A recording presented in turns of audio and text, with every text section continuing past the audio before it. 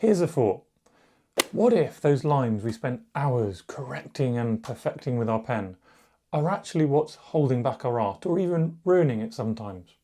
Why is it that when we put those simple, quick sketches in our sketchbook, they're often full of magic, which just appears on the page? In this video, we're going to be deep diving into ink sketching, giving you the tips and tricks you need to get started, to get it right, but also make it interesting. In this video, I want to show you my full sketching process, my philosophy, how I think about the art, but also everything from how I pick up my pen and prepare my sketch through to those finishing marks.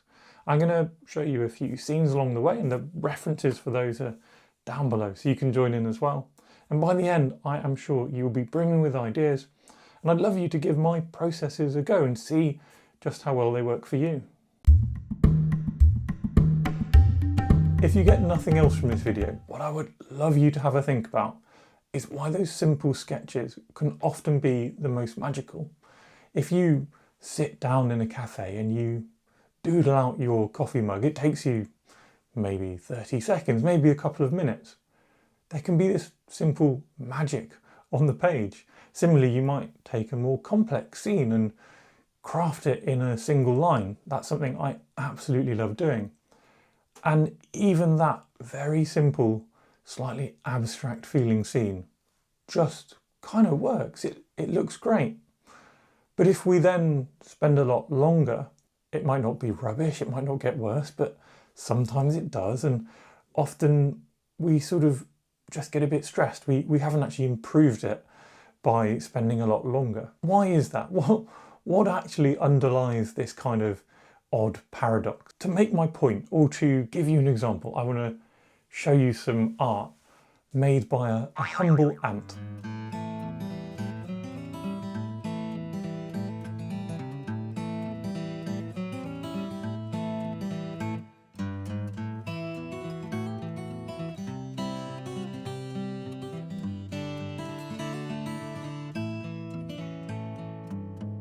So what's happened here? Well, a Japanese artist called Yukinori Yanagi essentially follows an ant around for hours, creating this wandering, varied, interesting line. And from that, yes, it's not a drawing from observation in the sense of recreating a scene, but it is interesting. And what we can get from that is that a loose and wandering line on its own is fascinating. It's something to aspire to, something to create interest on the page. And if we can apply that to a scene, well, maybe we're onto a winner. Now, all of that neatly brings us back to the process itself. Now, one thing we all want to do is just dive into the sketch, but there's a couple of things worth thinking about and practicing before we do our sketch. And that's something I still do at the moment. I don't just dive into my full scene. I make sure I've worked a few things out. Now, we're all used to writing with our pen. We hold it nice and firmly, not going anywhere. We get that beautifully neat line. But with sketching, that's a fast route to a bold, rigid line, not a lovely, wandering line. So instead, start with a few little exercises, just doing quick drawings, holding your pen at the back. That will loosen up your grip and it will sort of get you used to being in the flow. That might be a quick drawing, or it might be even just drawing a few quick lines on your page. Now, important note, this is why I love fountain pens too, because fountain pens give you a lot of flexibility. The nib itself can bend and warp and is just a lot more interesting in how you can make a mark. If you like a fine liner, then all these ideas are just as applicable. But instead of using one fine liner, use a couple. Different sizes to get that variety in your line. Now, if you want to know exactly which fountain pen to use, well, next week there's another video coming where I'm going to compare a huge range of fountain pens, from £5 pens all the way up to a pen which costs way over £1,000. And you'll see if there's any point in overthinking this decision, or if maybe that really cheap pen is actually quite good. Now, once you have done 20 seconds or a minute of warming up and getting that looser grip, dive into exploring your scene. For a lot of people, getting it right will mean some degree of accuracy. and diving straight in without exploring the scene can be challenging. There's also the idea of what is accuracy. Any given photo is already an interpretation of a scene taken from a specific point with specific settings on your camera. If we walk through a scene, I'd walk through this little alleyway or around the corner of a village, what happens? The scene dramatically changes and I have barely moved at all. So instead of just copying our photo, copying our scene, what I like to do is some thumbnails to work out my version, my composition. And today, actually, this morning, I went and sat outside a cafe and did exactly that with this awkward and challenging scene. And my 3 little thumbnails, not only are they fun little works of art themselves, but they made me feel more confident and more accurate in how I could identify key parts of the scene and get my composition down. A key thing I'm trying to do as well in these thumbnails is get it right in terms of simplifying and finding the key shapes of the scene. Now, shapes are triangles and squares, the simple way we can break down something complicated and make it understandable in our head. To demonstrate the idea even more simply, let's take a photo and draw on that. Our church spire, which I turned into an online drawing earlier, that's a triangle. Underneath it, we've got more triangles and squares. And if we build those up, we get our very simple version of the scene. With that in our mind and practice, we can start exploring more interesting parts of the scene with a bit more confidence. So finding those shapes, really key part of the preparation and the mindset. At the moment, I'm in the process of making a new course for my website, which is all about sketching outside. And in that, because I've spent so many days and hours and weeks just outside finding scenes and recording them, I've rediscovered that love for these simple little sketches, which can actually help so much. And yet, they're so easy to discard and not use as proper preparation.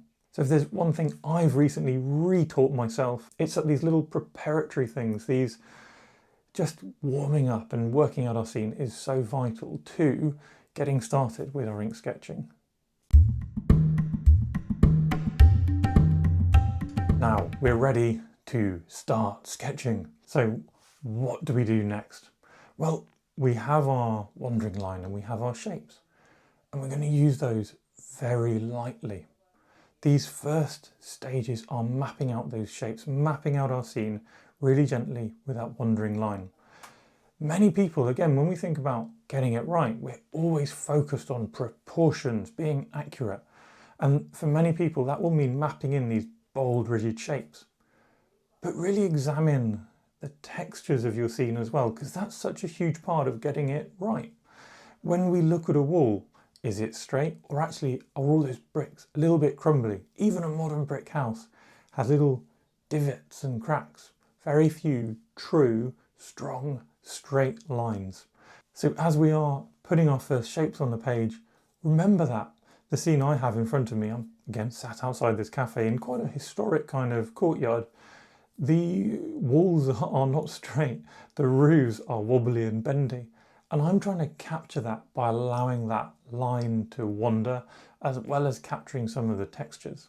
Think of this like your pencil sketch without a pencil.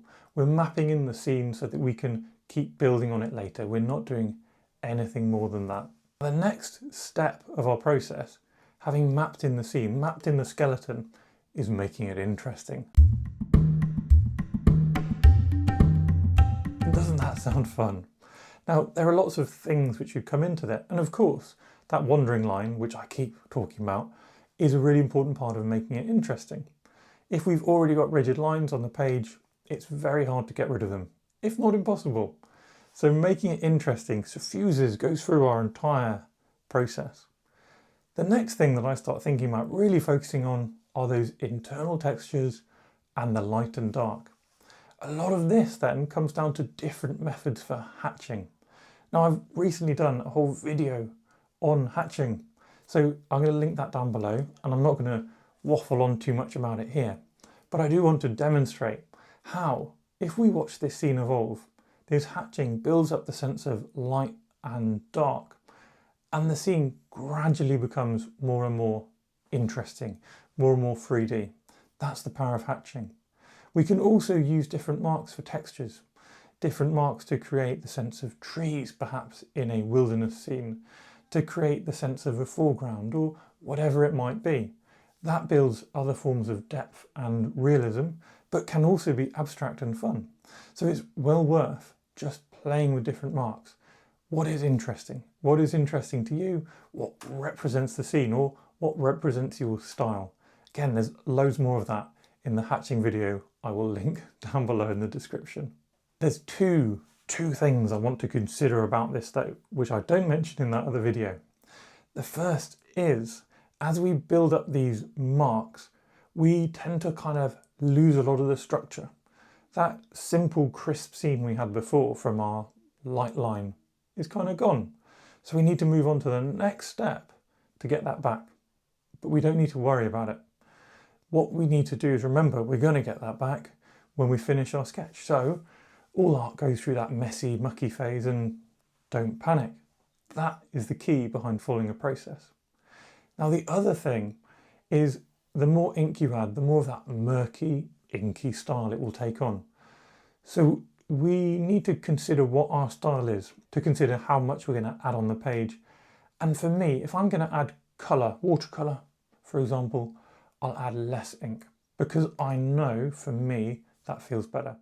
And again, if we go back to that principle of light and airy sketching, and we look at that one line drawing again, just a couple of little bits of bolder line, a few touches of hatching, and actually I think this has all the interest and all the kind of extra bits of ink that we need. We don't need to spend forever hatching if that's not part of our style or if we don't have time for it.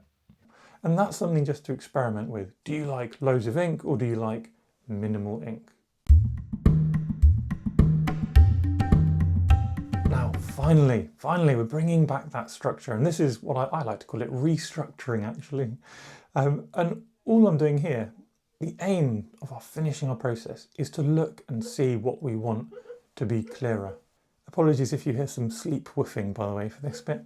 Betty's having a very lovely dream. What I want to do now is look around and find those shapes again. Where are the darkest, clearest lines in the scene and bring those out? Where is the focus of my scene? What's in the most interesting bit that I want people to see? Give it a bit of a bolder outline. Don't do too much. Too much will suddenly turn this back into a flat scene. We've been avoiding so much. We'll lose that wandering line that we really worked so hard to keep. But a few bold lines and suddenly your scene will pop. A key lesson in all of this is that your art will go through phases. It will start off wonderfully simple.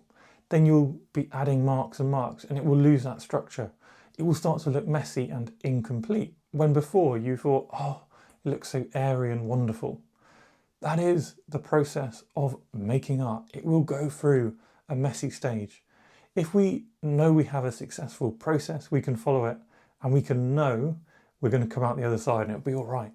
If we don't know that, it's easy to stress, to overdo it, overwork it, to create a bit of havoc on the page, which might work, but has a high chance of not working. So there you go, loads of ideas all built around my process for ink sketching. If you enjoyed that, I have a free course linked down below where we look into more of these ideas, how to start building ink and watercolour scenes, urban sketching and other. Most importantly though, enjoy it, have fun with the process, and I'll see you in the next one.